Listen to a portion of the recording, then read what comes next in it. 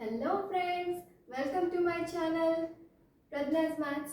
If you like my videos, please like, share and subscribe my channel and hit the bell icon.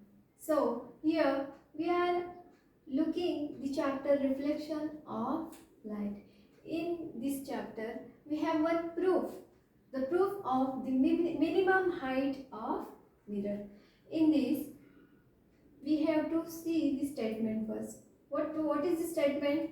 In order to see full image of a person standing in front of the mirror, the minimum height of the mirror must be half the height of the person.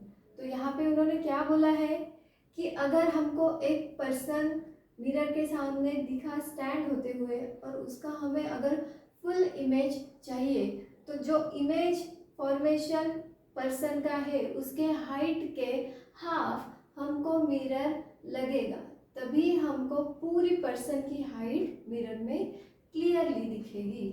तो इस statement को हम proof के हिसाब से देखेंगे।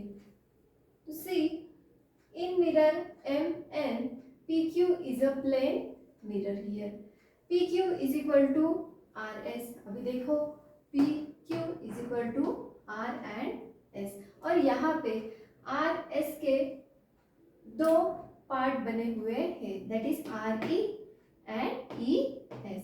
Okay, so इसको भी हम और ज़्यादा एक्सप्लेन करेंगे तो कैसे लिखेंगे?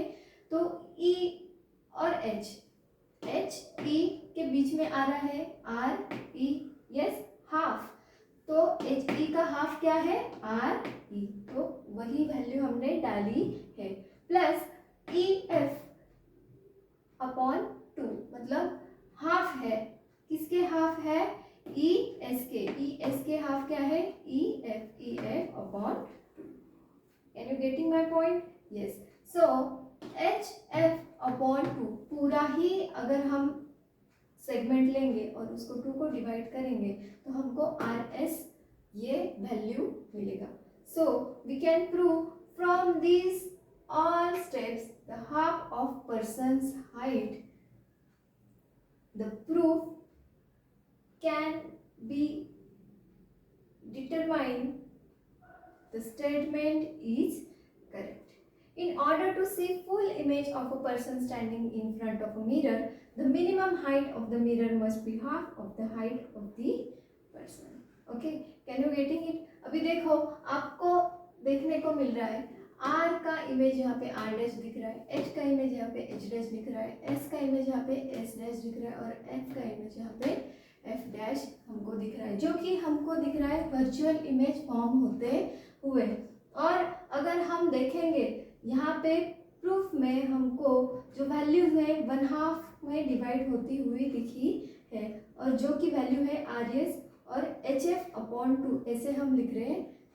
तो यहाँ पे एच एफ मतलब क्या? Half of the persons height, इतना हमको मिरर का साइज चाहिए ही चाहिए।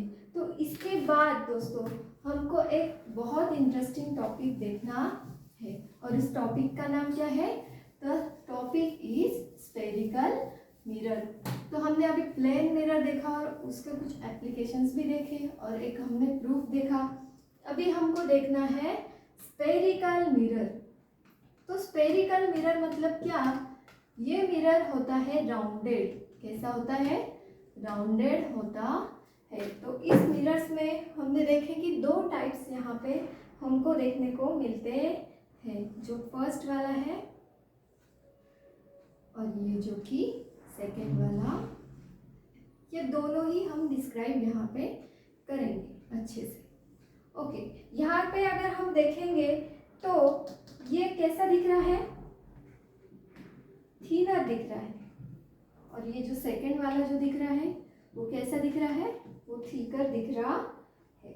और यहाँ पे ये जो साइड है ग्लास की वो इनर अंदर दबाई गई है ना, और यहाँ पे आउटर दिख रही है, बाहर आते हुए दिख रही है। तो इस हिसाब से ही उनके नेम हमको पता चलते हैं, that this is concave and this is convex mirror। तो दोनों से फॉर्म हुई इमेजेस जो होंगी वो अलग अलग टाइप की होंगी। तो हम यहाँ पे कॉन्केव मिरर का डेफिनेशन कैसे बनाएंगे, तो सुनिए दोस्तों।